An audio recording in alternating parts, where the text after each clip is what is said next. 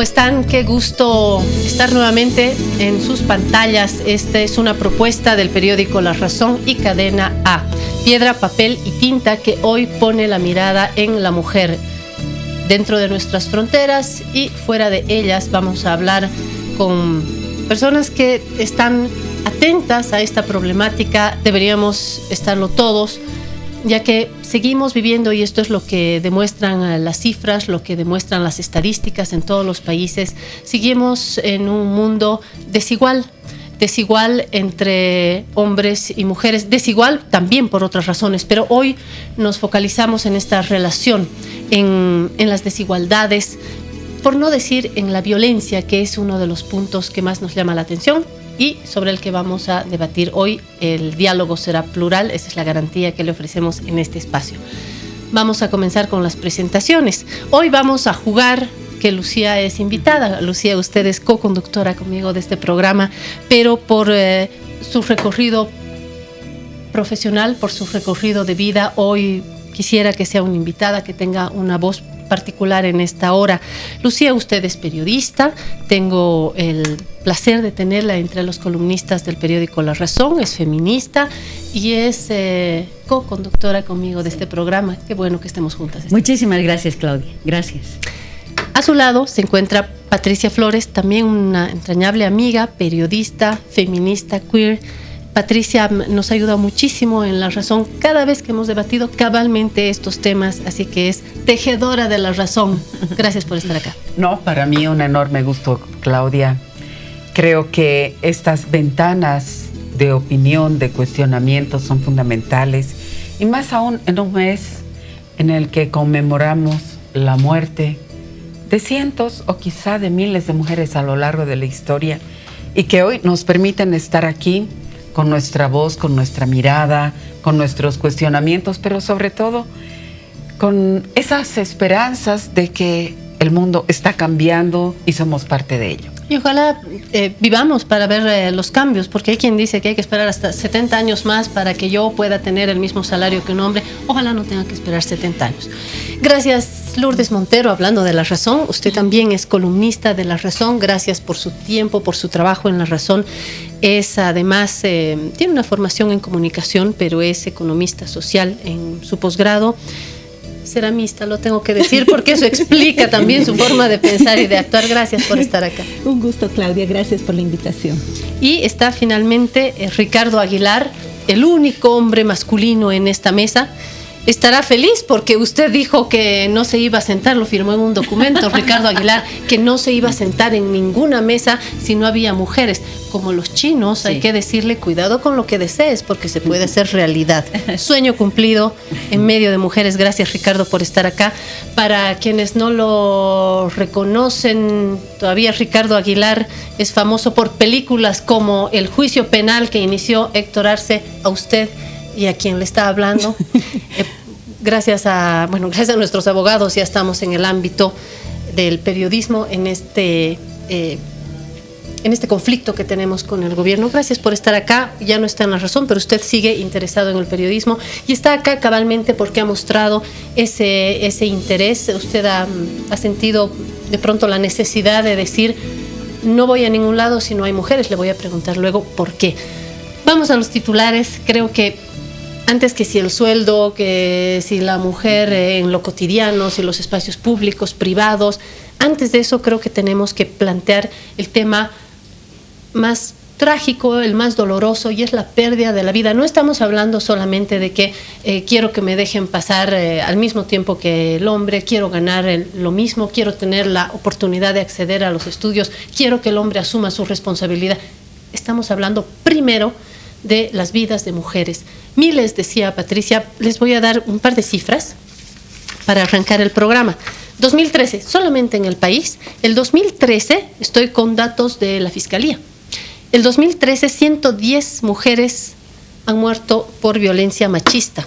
2014, 114 casos de feminicidio. 2015, 93 casos. No estamos en descenso porque el 2016 volvemos a ascender en las cifras y son 104 casos. ¿Qué ha dicho Carlos Romero en los últimos días? Ha dicho que la violencia doméstica representa más de 1/3 de los delitos que se cometen en Bolivia. Es decir, que una parte importante de los delitos cometidos en nuestro país son muertes de mujeres por violencia machista.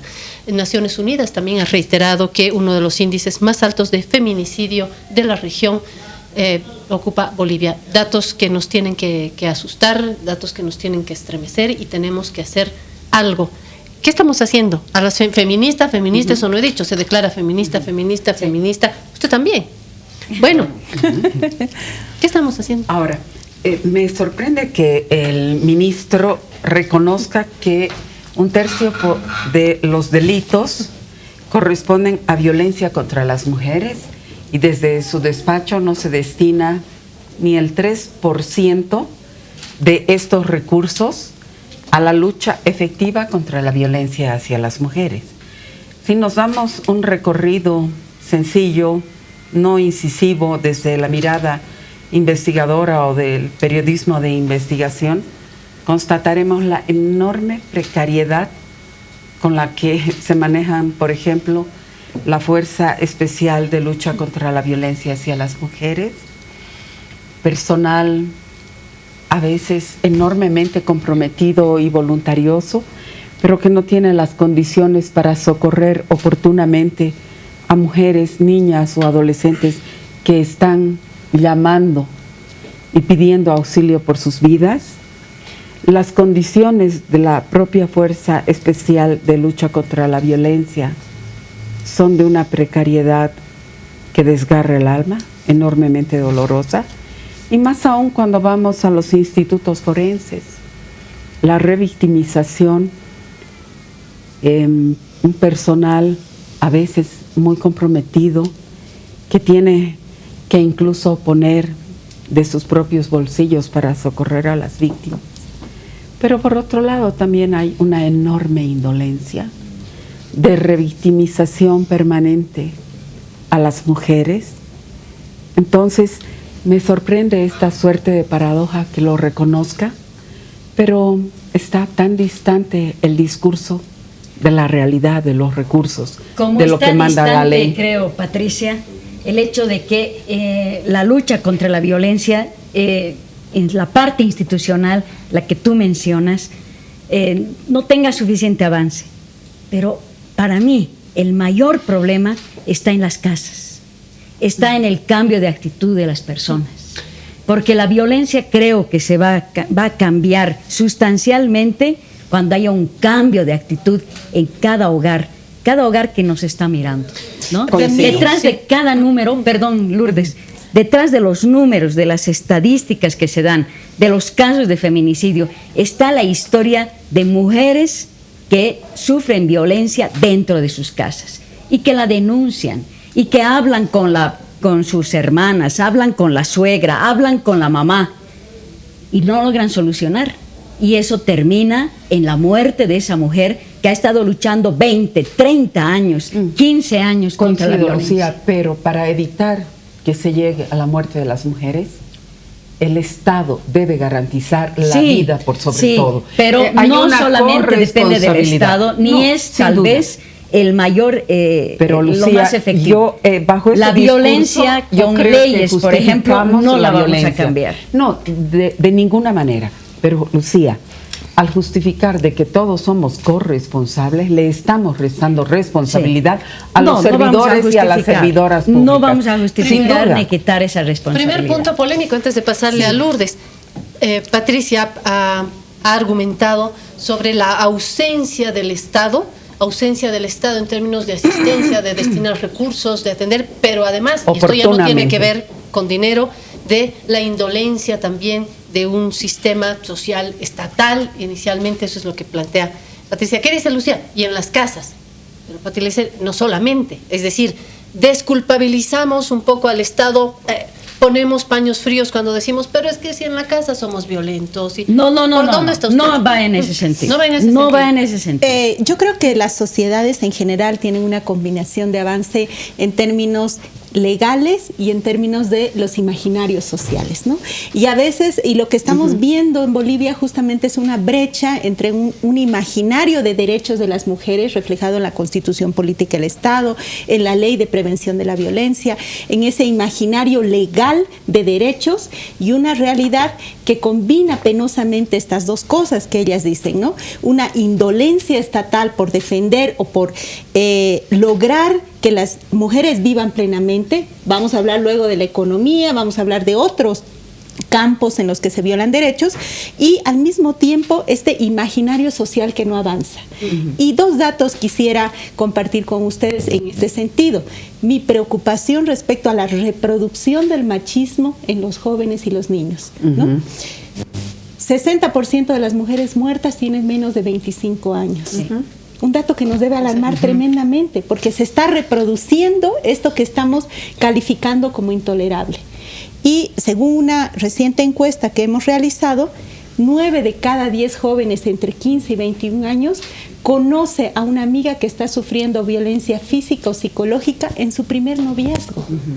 Chicas jovencitas de 15 años que ya están tolerando control, celos, todo, digamos, el inicio de una cadena de vida de violencia que va a terminar seguramente en un feminicidio. Pero no solamente estamos hablando de juventud, sino de juventud que accede a la educación. Fíjense que en este último tiempo, estos últimos días, nos hemos enterado de los resultados de estudios en la UMSA. Sí, no son las jovencitas de 15, 16, de la comunidad de no sé dónde perdida, donde ahí sí no llega el Estado. Estamos hablando de estudiantes universitarios, estudiantes de, ¿no es cierto?, que también viven esa agresión y son jóvenes. No solo tiene que ver con nuevas generaciones que reproducen, tiene que ver otra vez con, un poquito, me parece que ustedes dos han planteado eso. Pati dice al Estado, Lucía dice también en lo social y en la esfera privada.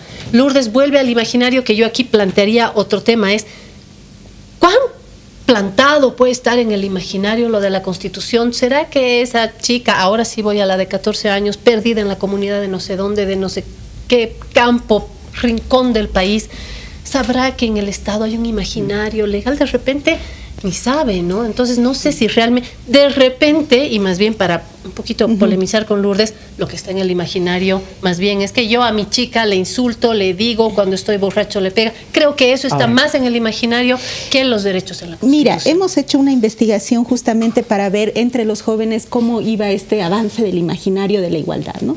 Y nos ha llamado la atención cómo podemos ser hasta un poco esquizofrénicos los humanos, en términos de que si tú le preguntas a un joven urbano, rural, si una mujer es igual que a un hombre, pareciera ser que ese imaginario ya está logrado. O sea, es muy difícil, tenemos solamente un 8% de jóvenes que dicen no tienen los mismos derechos. Pero como el ministro, ¿no?, que está en el discurso y no en los hechos, ¿o puede cómo ser, será? Puede ser. Ricardo, usted a lo largo de estos minutos se ha preguntado ¿qué hago yo en esta mesa? ¿O se siente igual de motivado que nosotros? No, sí, absolutamente. A ver, sobre los problemas que se han planteado, digamos, se ha puesto sobre la mesa lo público y lo privado, digamos. Entonces, en lo privado, digamos, primaría un machismo difundido en hombres y mujeres, digamos, incluso hasta machismos progre, digamos, así, más solapados, digamos. Claro. Pero bueno, a lo que va más allá, a lo que rompe la ley, digamos, que sería la violencia de cualquier tipo, ¿no? Psicológica, física y hasta la muerte, el asesinato, el feminicidio. O sea, pienso que la educación, digamos, lo que parte de lo privado, esos pequeños avances, son lentos, ¿no? Es una cosa muy fuerte, muchos creen que no son machistas y lo son, digamos, hombres y mujeres otra vez, Pero lo somos, ¿no? Usted habla en plural, si está saliendo de la categoría, de repente es un progre de los que habla, ¿o claro. no? El tema es que ahí entra la esfera de lo que rige lo público, que es el Estado, ¿no? Entonces tiene que inmiscuirse, entonces en ese sentido estoy de acuerdo.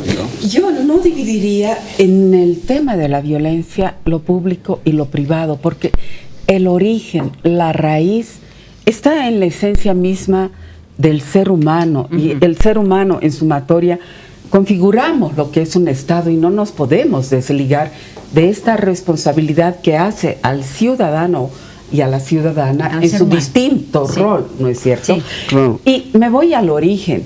Lamentablemente, lo repetimos las feministas desde hace casi algo más de un siglo, estamos en una sociedad y en un Estado y en un hogar y en una familia de raíz profundamente patriarcal y machista, pero además atravesada por estos mandatos religiosos que son enormemente fuertes en nuestra sociedad.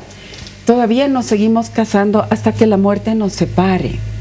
Nos amonesta el juez o la persona, el notario que nos casa, incluso en nuestras familias, que debemos ser absolutamente comprensivas con el marido, Obedecer con al los marido. hijos. Estamos para cuidar y dar vida con abnegación. Y dentro de esta abnegación hay una serie de mandatos enormemente crueles.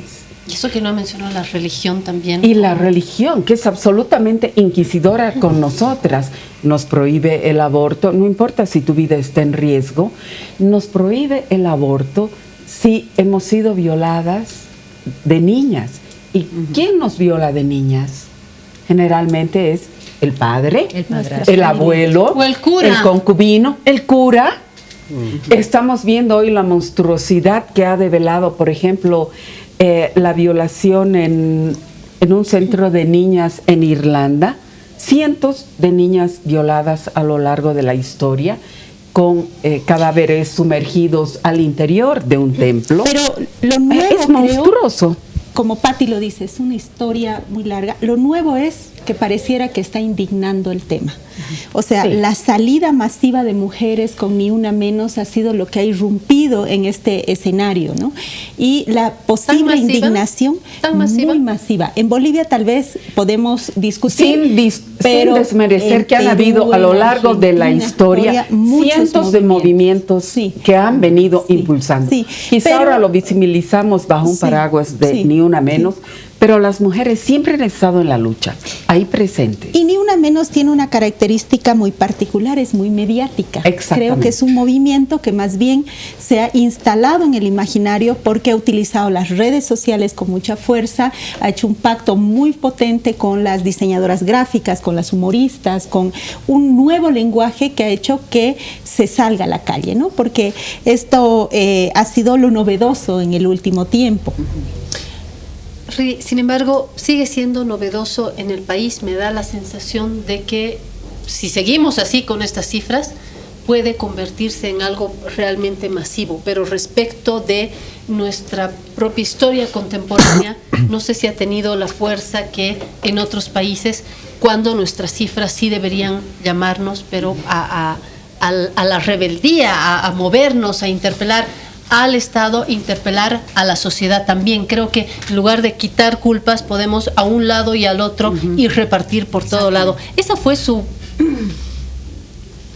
fuerza cuando usted dijo, y tiene algún sentido, Ricardo, ¿va a cambiar algo el que usted no se sienta con, que diga que no se va a sentar en una mesa donde no haya mujer? Quedó eso en el video. Es un documento que firmó usted, firmaron otros periodistas, firmaron nombres reconocidos en el ámbito público y desde distintos lugares, profesiones, rubros, ¿no?